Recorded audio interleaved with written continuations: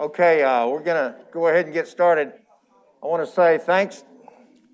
How did you hear me now? I want to say thanks to everybody for attending in person here. We really have a good turnout. I wish the camera could fan across there and see how many seats are full. They're just about all full. And also we have people watching this on 1390. And just so you know, Sydney is making a video of this, so if you have a neighbor or a friend that doesn't get to watch this today and would like to watch it, it'll be available as early as Monday. The presentation today is by the Owls Roost Wildlife Education from Winston-Salem. And they actually sent 10 people over here to give this presentation. Let's give them a hand.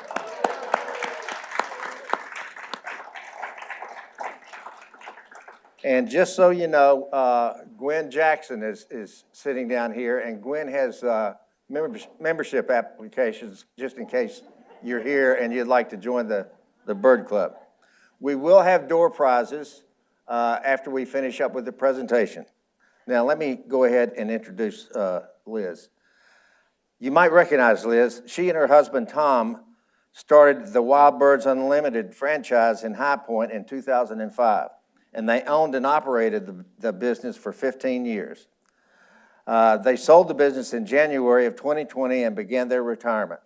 At Owls Roost Wildlife Education, Liz is the treasurer, a board member, and one of the wildlife educators.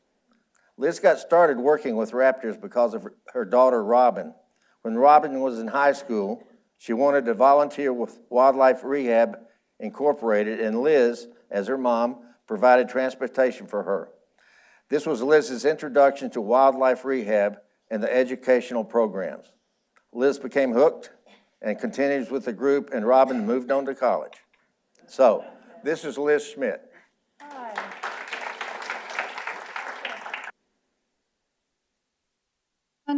There we go. Hi, everybody. Thank you so much for having us and inviting us to come out here today.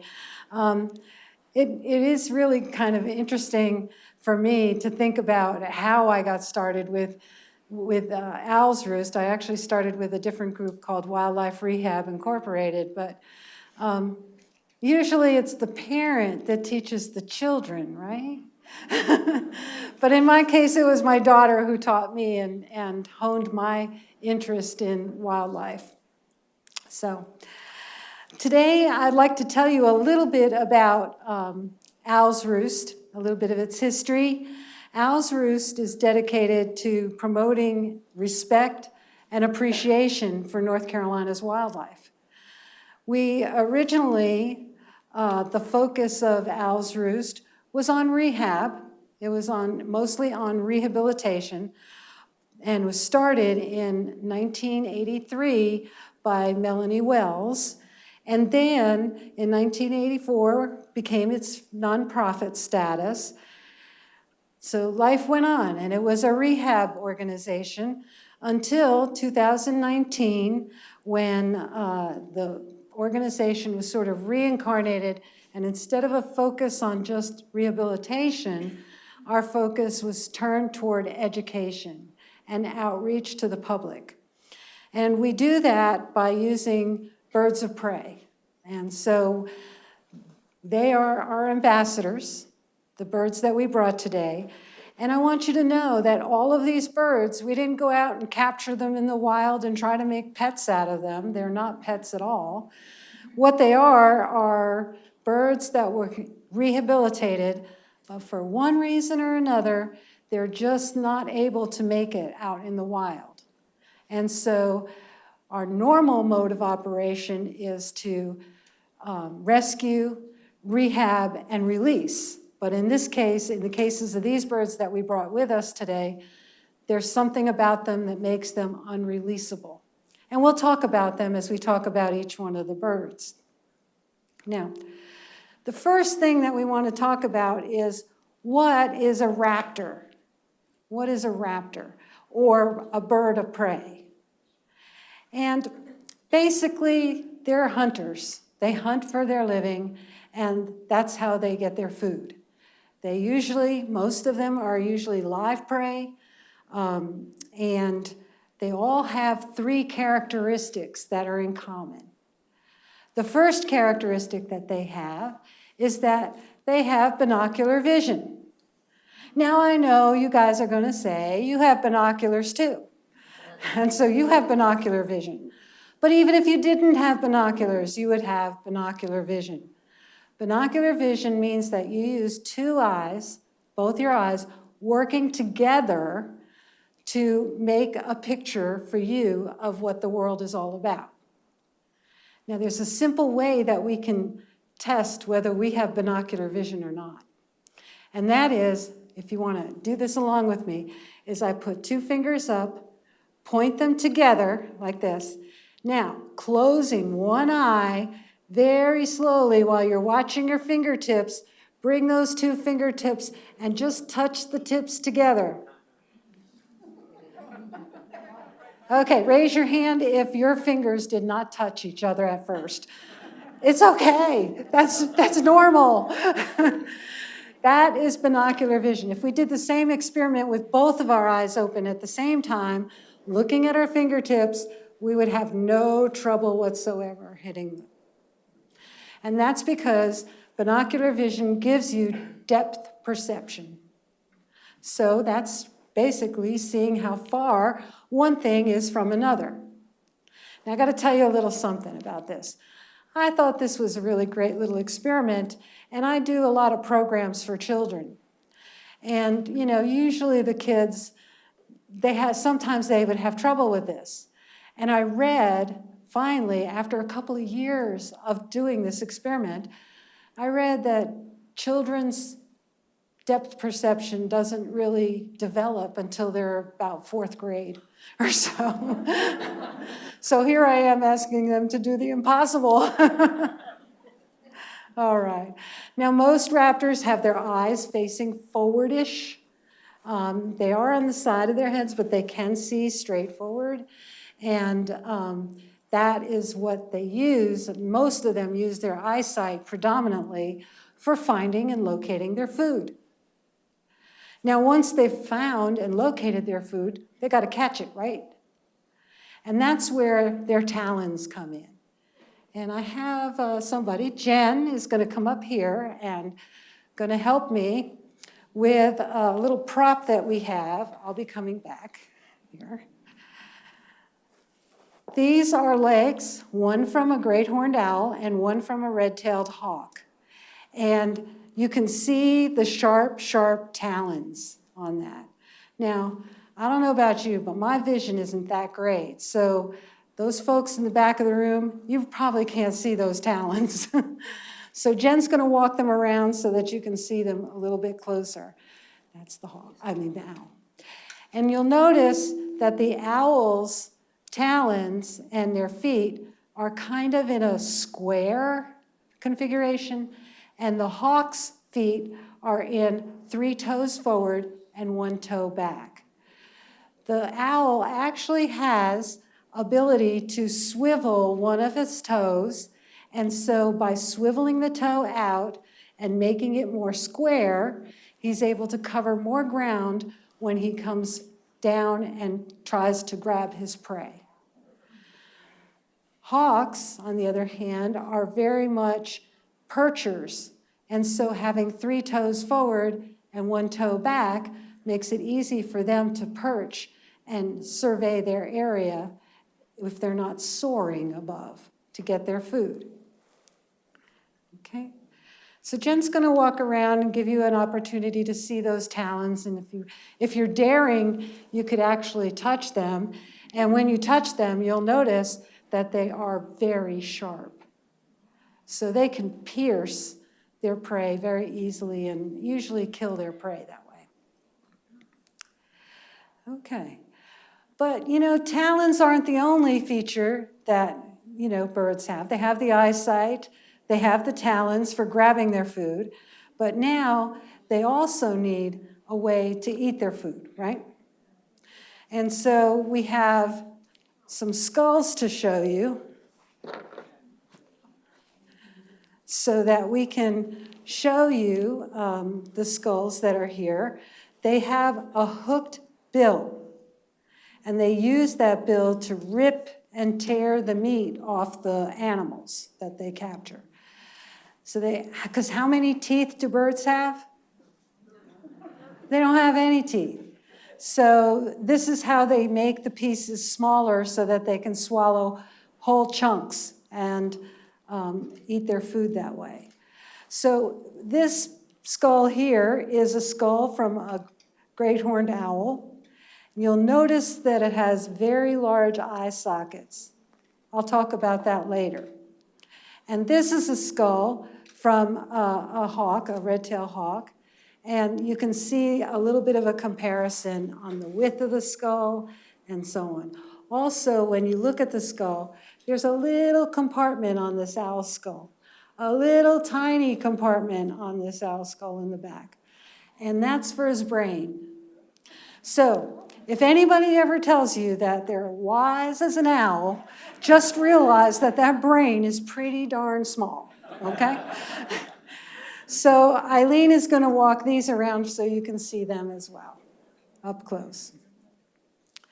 So with their eyes they see, with their talons they can grab their prey, and with their hooked bill they can rip and tear the meat that they are going to have. And that's pretty much how they live. Okay? Are there any questions about that? Yes? How is their eyesight? Okay, good question.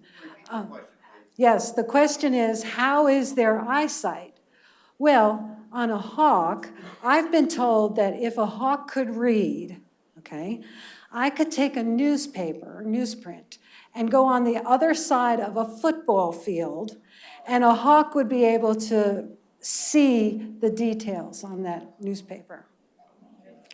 That's pretty good eyesight. Much better than mine, that's for sure.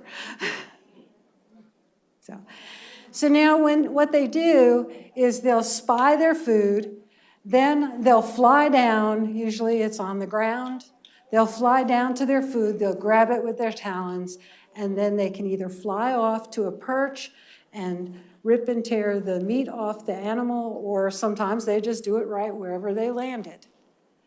So oftentimes it's fun when you're riding on the interstate, you might see a hawk actually come down and go into the grass on the side of the interstate, probably getting a mouse or something along those lines. So, all right. Well, while they're still going around, let me introduce our first bird, okay? Our first bird is Alita, and is going to be handled by Jean Chamberlain. Jean is a board member, director on our board of Owl's Roost. And her bird, Alita, you will see what it is in a moment. I actually think this is the largest bird that we have here today.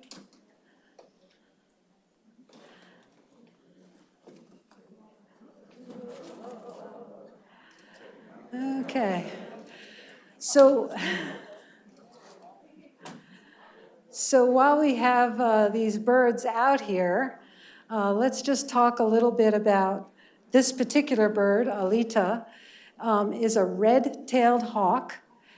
You can see the rusty brown or rusty reddish-brown tail. Red-tailed hawks get that rusty brown tail in their second year of life.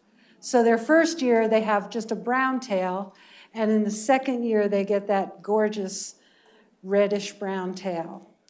Now, Alita, we had gotten Alita in the fall of 2010. So she's been with us quite a while, 11 years. And her right wing was sheared right off at the joint. We think that what happened was she was shot by a gun. We think it was a gunshot wound. You'll also notice that Alita has some brownish feathers across the belly right through in here. That's called a belly band. Most red-tailed hawks are like kind of lightish in the front, like a creamish color, and they have that beautiful belly band. So when you're out, when you're out watching these birds or looking for them and you're driving along, they're one of the few birds that has a very whitish chest, okay? They also are very variable as a species. So there are different coloration schemes. They're one of the most variable coloration schemes in the raptor world. They have a very dark phase that they have out west. They have a very light phase that they have out west.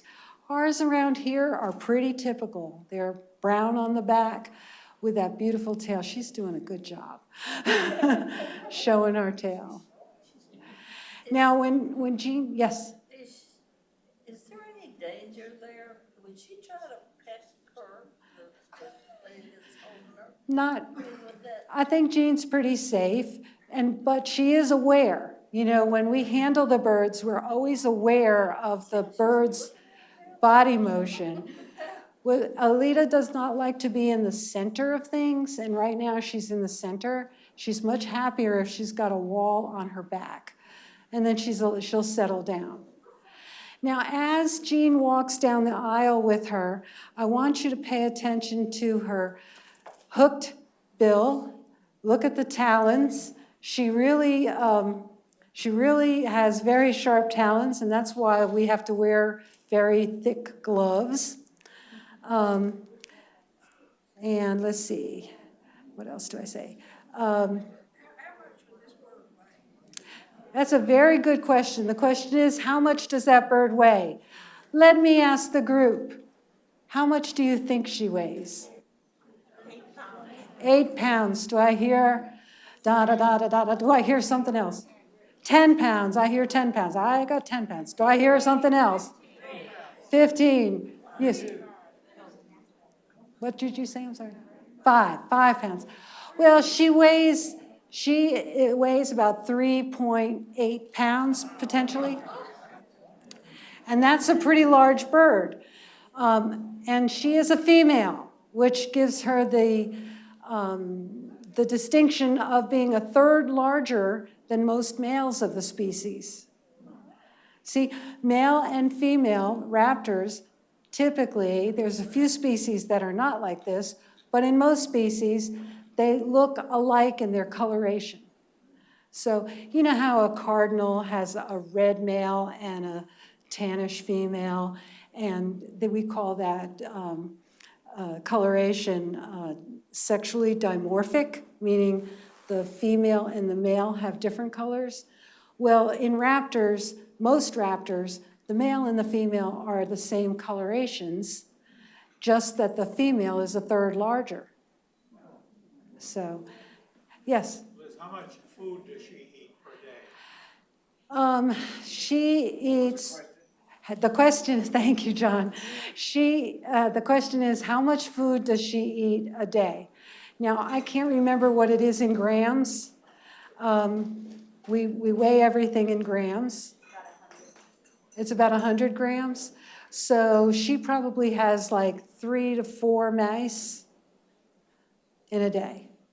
3 to 4 mice. We feed these birds frozen mice and rats. I mean, we thaw them out first, but otherwise known as micicles. Micicles, yeah. So, let's see. Okay. Was there another question? Yes? How much rehab did you have to do after you got the bird and was injured? What did you do to That would be a great question for Jean, because she is our main rehabilitator. And so we will have a time a little later on where we get to go from station to station. And at that time, would you mind asking Jean the question, what is involved in rehabbing a bird like that? Yeah. Okay. Yes? Can she fly at all? Did she adapt to be able to fly in a cage? I don't think she can fly. She can probably flutter down to the ground, like she can go down, but then she'll have to hop. We have in our flight cage, we have perches at various heights, so she can hop to get up to a higher perch. How long would she live? That's a really good question. Red-tailed hawks in captivity can live about 20, 28 years. In the wild, it's half that. Just think there's lots of dangers out there for them. They have to hunt for their food. There's times when food is scarce, and so they don't have it easy like the birds that we keep here for education, where they get a meal every day. So that's the answer to that. Sorry. Any other questions? Yeah. Oh, sure. What is their wingspan? Oh, you were asking me tough ones to remember. The question is, what is the red-tailed hawk's wingspan? And I am going to tell you in a sec. The wingspan is about 42 to 54 inches. See, they make these things. Some facts I know off the top of my head, but some of them I rely on paper. Yes? Did you say that they were enemies, the hawks and the owls? No, not necessarily. The question was, are hawks and owls, are they enemies? Actually, they can kind of coexist because some birds enjoy the same habitats, a hawk species and an owl species, but the owl is hunting at night and the hawk is hunting during the day. So they're not really competing for the same food, the exact same food. And so that's how they manage. Now, there are some exceptions to that for sure, like a small bird who might be a raptor could become prey to a large bird that is a raptor. Okay? And I'll talk to that. I'll try to remember to tell you about that when we get to that particular bird. Thank you. That's perfect. Thank you. All right. So our next bird is also a hawk. And I would like for you to, when you see this bird, I would like for you to look specifically not only at her hooked bill and her talons, but also look at her eyes. And you might see a little ridge over her eyes.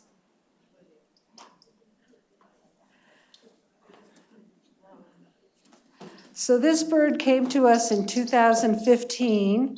We believe that it was a car strike. We have a different reason for the bird.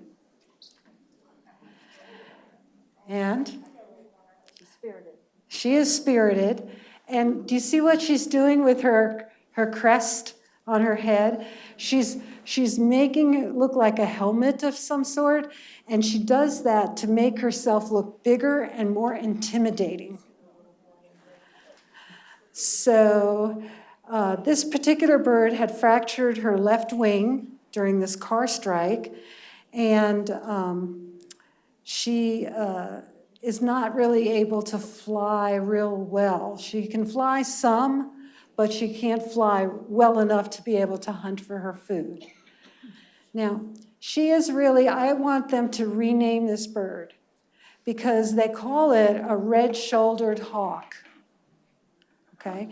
And you can see, maybe, toward her, what looks like her shoulders there is a little bit rusty.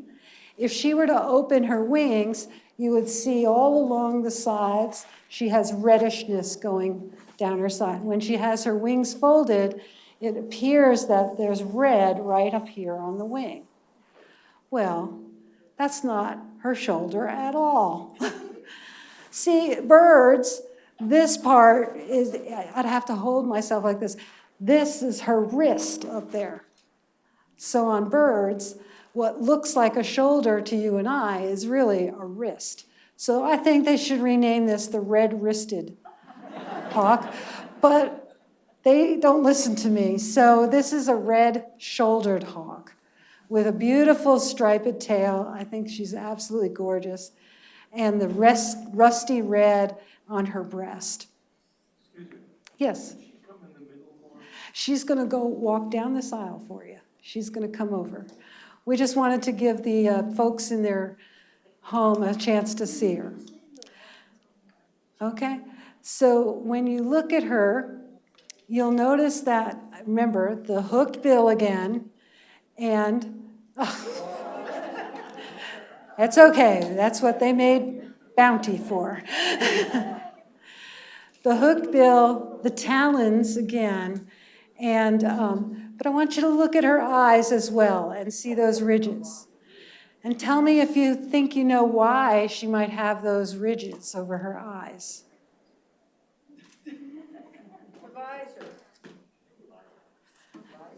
Someone said a visor, exactly. I think it's like a ball cap. Yeah, you have a ball cap. These birds are out flying, and this shades their eyes so they can get a better view of what they're hunting for.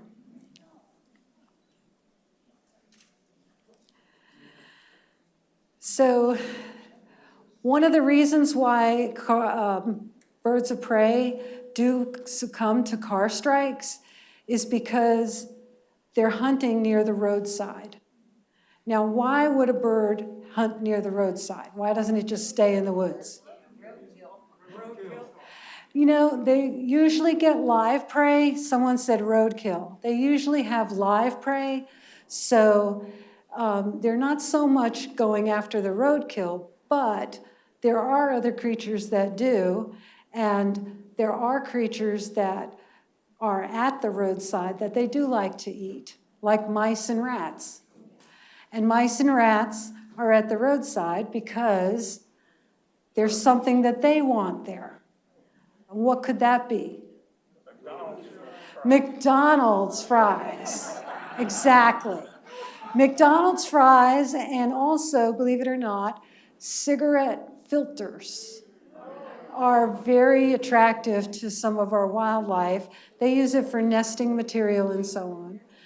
So there's this bird who spies the mouse or the bird, the prey that it wants to get.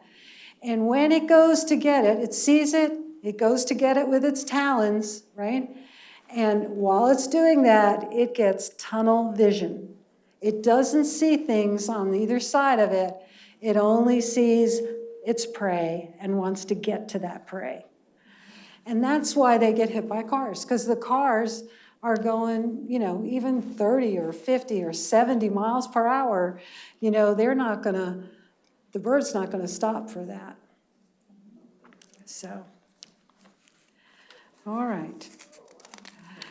Okay.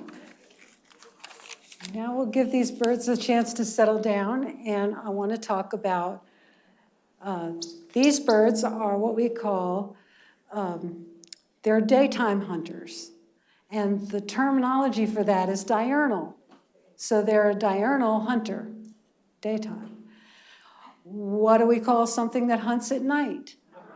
Nocturnal, exactly. So our next two birds are nocturnal birds. And I think you all know what a good example of a nocturnal bird would be, right?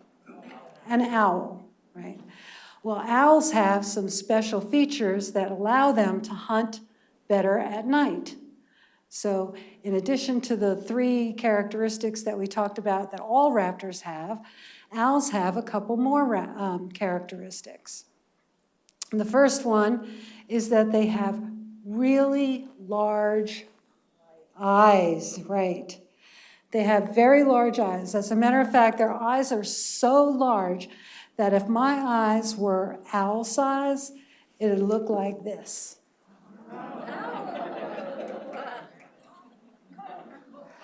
My eyes would be so large in my head that there would be no room for muscles around my eyes. So you can look up or down or left or right just by moving your eyes without moving your head. But what is an owl to do? He can't do that. So he has to turn his head. We can turn our heads about 180 degrees. You can look over one shoulder, you can swivel and look over the other shoulder. Owls can go about 270 degrees. So that's about 3/4 of the way around. No, they are not part of The Exorcist. They cannot spin their head all the way around. But they do have a couple extra vertebrae, and that does allow them to turn a little bit more. So they can sit very still on their perch, and they can almost see 360, but they only turn their head about 270 degrees. Okay. Also, owls' eyes have a little bit extra, I always forget whether it's rods or cones or whatever, but they have the more that allow them to see well at night. So the pupils open up really wide and they can really, really see at night much better. They don't see in color, they see black and white.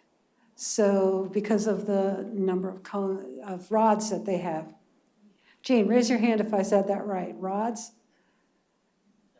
Jean? Is it rods that the owls have extras of? Yeah, okay. Whew, got that right. Woo. Okay. But that's not the only feature that they have that allows them to hunt very well at night. They also have excellent hearing. Okay?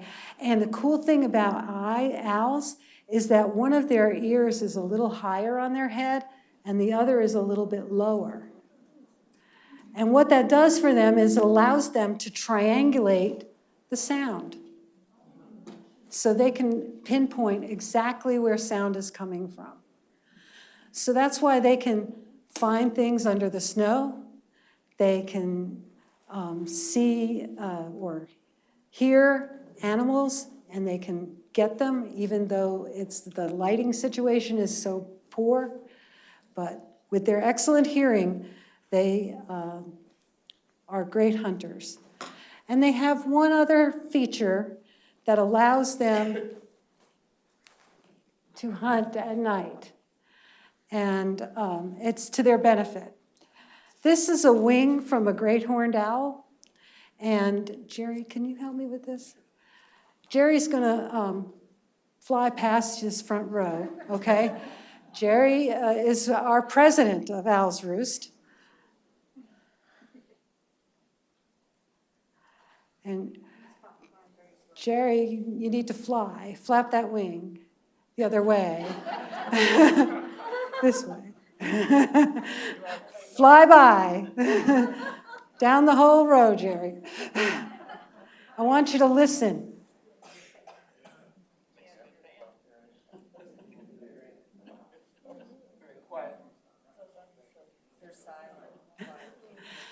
Exactly. So owls can fly nearly silently.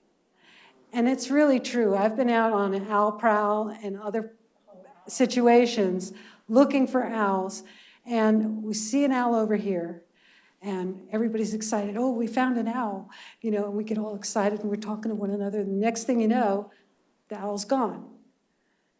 Somebody turns around and looks, and it was right over us. We did not hear it at all. It's just amazing. If you've ever experienced that, it's kind of eerie. Now, we're going to keep that owl wing in the back with the owl. That's we're going to bring out. And so you can get to touch it and take a good look at it when we get there. And now Melinda is going to present our first nocturnal bird.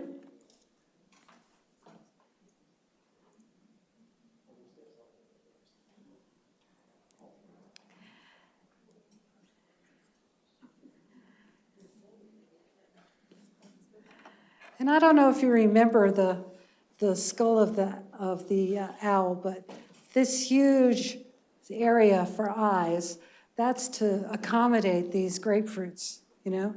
It's pretty amazing how big their skull is. He's not cooperating. That is the fun thing about working with wildlife, is that yeah. So when you're working with wildlife, you never know what's going to happen. He's really pretty. Yes, ma'am. Does it bother Not really. I mean, you know, they actually hunt during, oh, the question was, does it bother him to come out in the light? And it doesn't really. I mean, you go out at night, don't you? Well, I don't do it so much anymore, but, you know, I mean, we can be awake during daytime and nighttime, and we can go out at night. You know, he's maybe a little disadvantage during the daytime, but not really. During nesting season, they hunt during the day as well, because they've got families that they have to feed. And so they can hunt during the daytime, but they're predominantly nocturnal. There was a question way back. Was there a question back there? Oh, okay. Yes. Do they drink much water? The question is, do they drink much water? Well, they can get most of their moisture from their food. Obviously, it's live kill, so it's not all dried out. But we do provide them with plenty of water, so they can drink water, and they can also bathe in their water dish. So birds have that all the time. Now, barred owls, which is what this bird is, a barred owl, think of barring, like jail bars or bars that go across something. It's a barred owl, not a barn owl, but barred owl. Barred owls are fairly common in our area. They are often heard rather than seen. They make a wonderful sound that's sort of like, who cooks for you? Who cooks for you all? So I'll do my impression, but my voice has been really flaky lately, so it's like, ooh, ooh, ooh, ooh.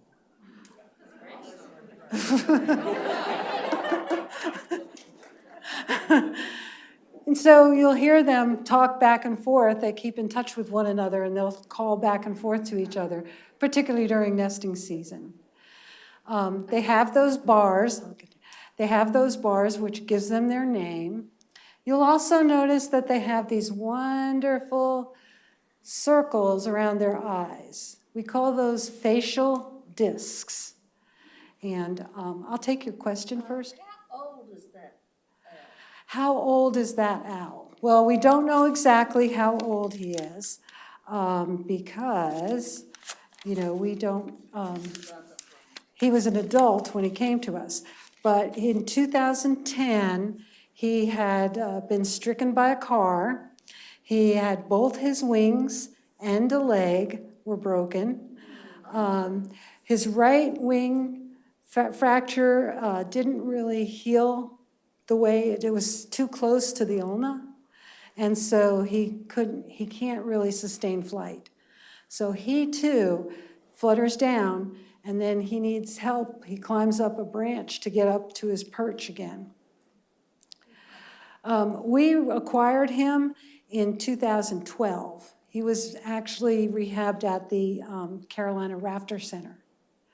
And we had a space for him. You see, that's how it kind of works. You know, we don't always have space to keep a bird for education, but if we have, you know, the different organizations that do this will take a pretty healthy bird, like he was, and then take care of him for his lifetime so that we can present him to you. Because it makes a much more interesting presentation to actually have a bird for you to see. And otherwise, he would have had to been euthanized. And so we're happy to have him with us. These birds live like only about 14 years in the wild, but in captivity, he could live to 23 or 24. So, okay.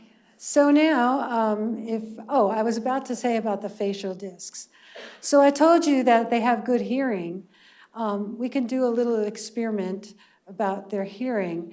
If you were to cup your hands like this and put them behind your ears and listen to my voice, now I'm not sure if this is going to work because I'm on a loudspeaker, but if you listen to my voice, I'm going to keep on talking at the same level, and I want you to take your hands away from your ears and still listen to my voice. Did you notice any difference? Okay, good, it works with the loudspeaker too.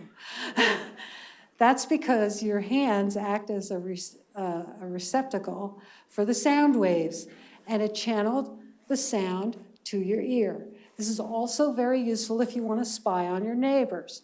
You just kind of put this like this to the doorway, and you should be good. Okay, well, those facial discs are kind of like a satellite dish on the bird's face.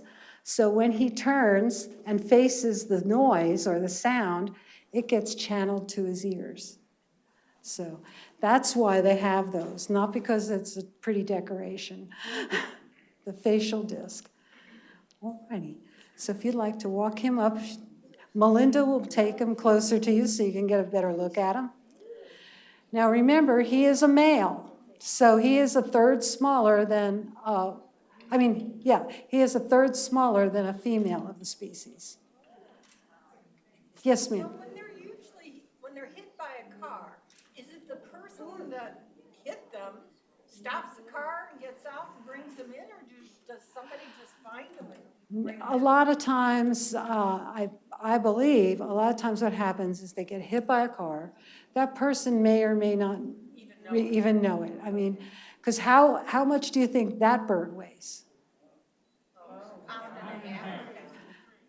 You're on it. So he's like 1.5 pounds, roughly. So do you have veterinarians on call? We just use veterinarians that are about.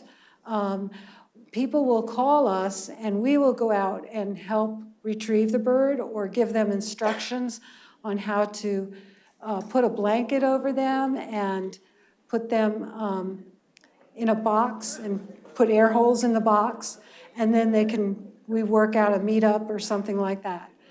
Now, sometimes they just find the bird on the roadside, okay? It's not laying flat out dead in the road, but it fluttered to the side, to the shoulder or what have you. And so there's an injured bird that can't fly.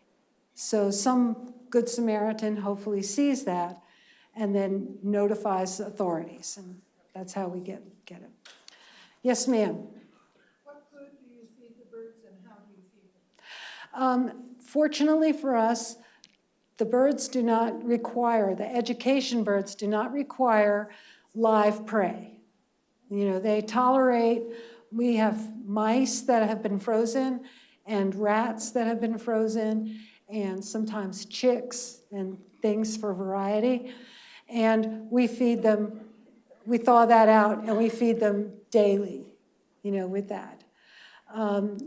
The rehab side of things is a little bit different because before a bird can be released, after it's been worked on and hopefully healed, we have to make sure that the bird can hunt for its food. So it goes into a special cage or enclosure, and we put live prey in there, live mice usually. And that's how we know that they're able to hunt and get their food. Okay. I forgot to do the question. Okay. All right. So our next bird is also a nocturnal bird. And Maylise is going to help us with that little guy.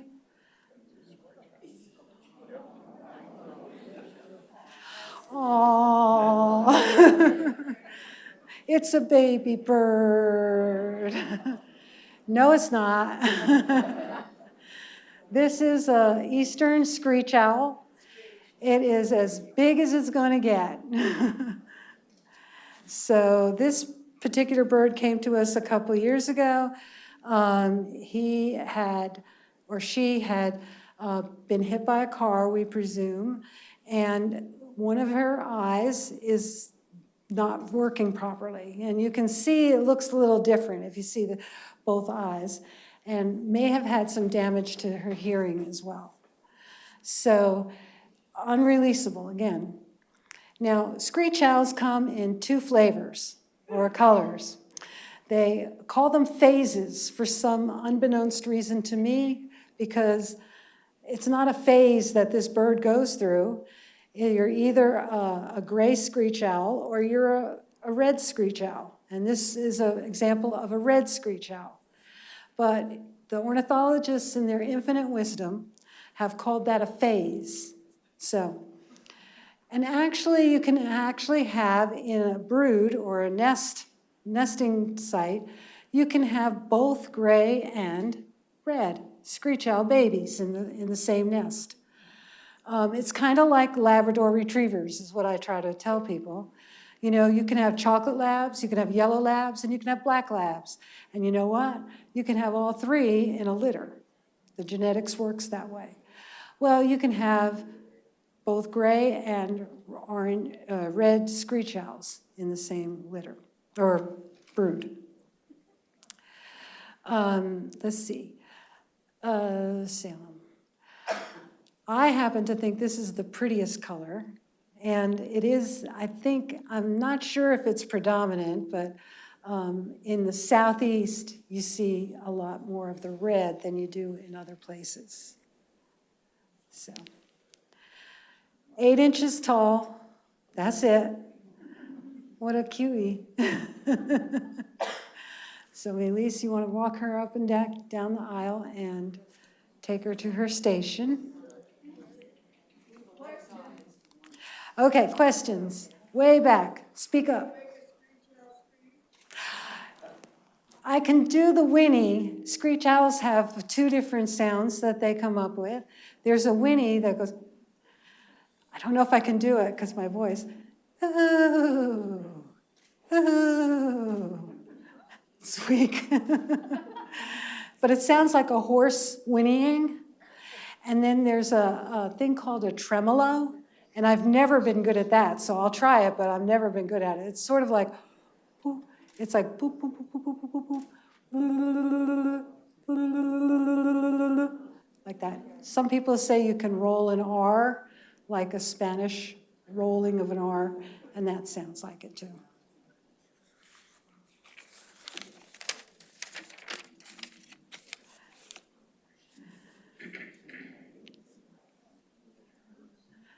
Okay, yeah, you can, sure. So our last bird, well, my Elise is still going up and back, is a vulture. Now, he's not strictly a raptor because he likes the carrion. Oh, easy, easy, easy. Let's see if I can walk him up there. Come on, Dante. Dante, come on. Dante. He's wrapped in his leash as his problem.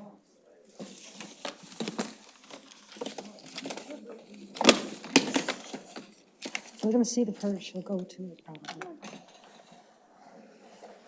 Thank you.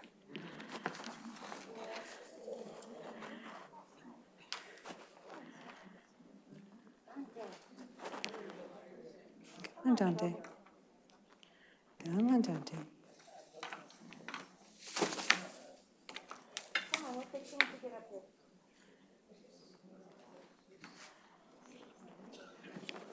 Usually he walks right up to his perch. Yeah, he's got a tangle here somewhere. He's all wrapped up. Okay. He's a little hogtied.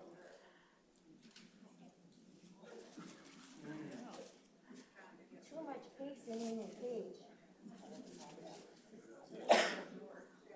Okay, you got that covered. She's going to untangle him, and he's going to sit up on that perch so you'll get a good look at him. Dante has got a different story. We've had him for quite some time. He came to us in 2005. And his story is a little different, and it's definitely a lesson learned. Some very well-meaning folks took him in and played with him like he was a toy, and we took him in as a baby, and he became imprinted on humans. So he really thinks he's a person. He doesn't think he's a bird at all. Hey, silly. got that, Irene? Tie him on, he might go up. Yeah. Thank you, Jean. Okay, so he was imprinted. Now, these birds can live quite some time. They can live 30 years in captivity. Of course, their time in the wild is less of that. And I can't remember, we have this is a black vulture. We also have a turkey vulture, and he's in his 40s. He's like 45 years old. We don't take him to programs anymore. He's allowed to retire now. Okay, so turkey vultures and black vultures both are favorite birds that eat carrion. They like the roadkill. They are the garbage men of the wildlife world. And interestingly enough, here in the south, we do have a lot of black vulture. Up north, you don't have as many black vultures. You have mostly turkey vultures. Black vultures have no feathers on their heads. They look kind of like a grayish, blackish color skin. Turkey vultures, on the other hand, have a reddish head, except when they're juveniles, and they have a black head. See, so you can see how it can be tough to tell them apart. But black vultures are a little bit smaller than a turkey vulture is. Both of them like to soar and look for their foods. They ride the thermal winds to get up there, and they just soar up in the sky and look for their carrion. Turkey vultures have excellent sense of smell. I think the number was 7 miles they can smell something. Amazing. Black vultures, not so much. But you know those funny little black vultures, you know what they do? They hang out with the turkey vultures. They let the turkey vultures find the food, and then they partake. So they're something else. So there is an easy way to tell whether a bird is a black vulture or a turkey vulture from down here on Earth while they're soaring around in a circle or riding that thermal. They both have dihedral, meaning that their wings go up like this and they'll rock a little bit back and forth. They fly dihedrally, but the turkey vulture, and this is a wing from a turkey vulture. If you look underneath its wing, you'll see that it has whiteness all across the bottom ridge. Okay? Now, sometimes Dante, our black vulture, gets very, very artistic and likes to spread out his wings. And if he does that today, you'll be able to see that black vultures have only the white on the tips of the wing here. So when you're looking from below and you look up, you'll see white going all the way across the turkey vulture. But for black vultures, you only see white at the wingtips. Okay? Sometimes he'll get up on that perch and he'll spread out his wings. We can only hope. Question? So this bird was never hurt, as far as a car strike, Correct. but he never learned how to Fend for himself. Right. So he is imprinted. He really thinks he's a person, so he identifies with people. He doesn't identify with other birds, so he wouldn't go join a flock or anything, and that's why he's with us.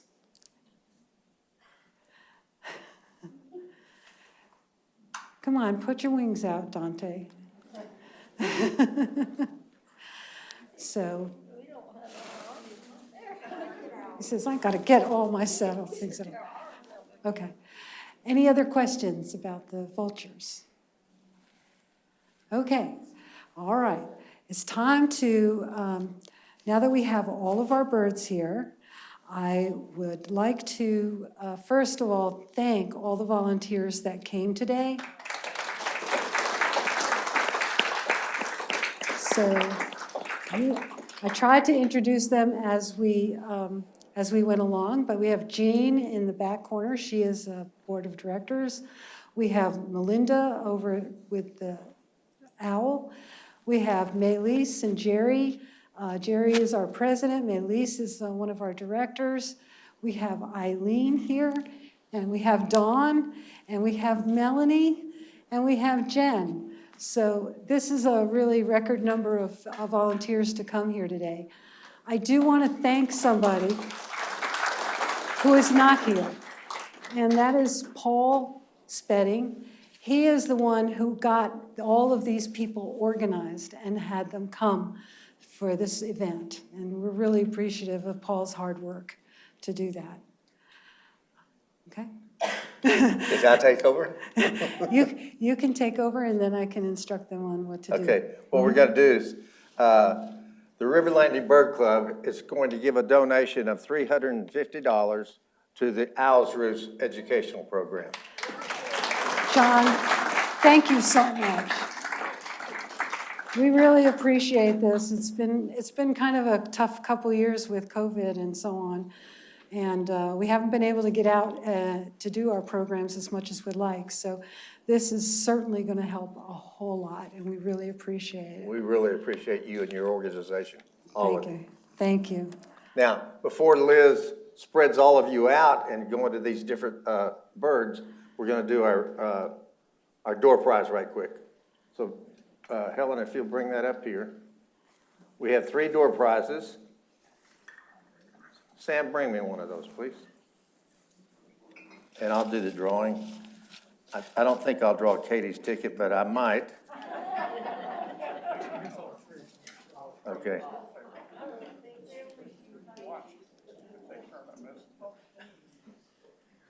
That one right there. That one on your left hand. Okay, this is a piece of pottery, beautiful piece of pottery that was made by one of your neighbors and one of the residents here. It's Tony Bledsoe's work. And Tony has a lot of, his work is in the gift shop here at River Landing. And the winner of this item, last 4, is 9773. 9773. All right, right back there. Helen?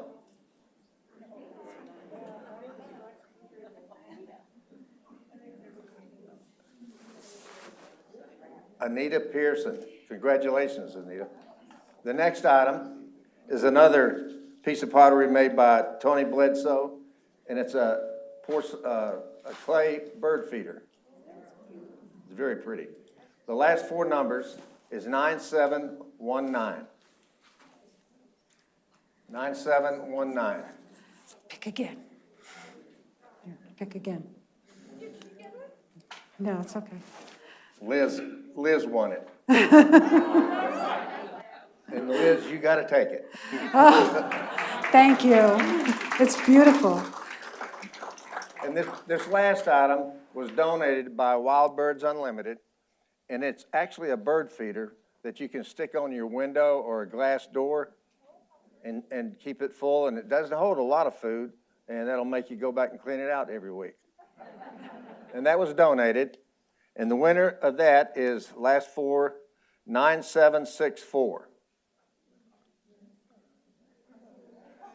All right, Rhodey Gibbs. Rhodey Gibbs is the winner. Congratulations, Rhodey. Now, Okay. Liz, I'm turning them back over to you. Okay. All right. Yes, ma'am. Can we buy the shirts? We had them custom made. I'm sorry. We don't have a stock of them or anything. I can tell you where to get one without our name on it. I bought them, it's called Coyote Tees, like Tees, Coyote Tees. And they come from Maine, and the man takes the pictures and puts them on shirts. He has wolves and all kinds of critters. Oh, great. Do what? I just thought it would be, if you got anything. Right, right.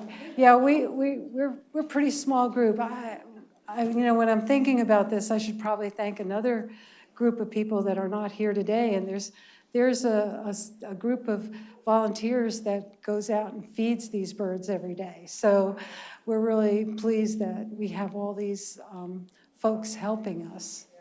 So, okay, so what we have now is a time for you to ask those questions that I was not able to answer, and also get another view of the birds up close and personal. But we don't want you all to jump up and loom at the birds, so what we want to do is there are 5 stations, if you want to think of it that way. There's a red-tailed hawk in the back corner here, our barred owl, our screech owl, our red-shouldered hawk, and our vulture. And so I would just encourage you not to all go to the same place first. So if you're in rows 1 through 3 on this side, you could start with the screech owl. If you're on the back rows on this side, you could start with the barred owl. Back rows here, this side has more people. Back rows here can go to see the red-shouldered hawk, and the front 3 rows can go to see the red-shouldered hawk. Back rows would see the red-tailed hawk, and anybody who feels like they're crowded, come on up and visit our vulture first. There's no limit to how many birds you can visit. So I don't know, John, are we going to call everybody back together? No, after you've looked at the birds, that will end today's program, so you can go anytime.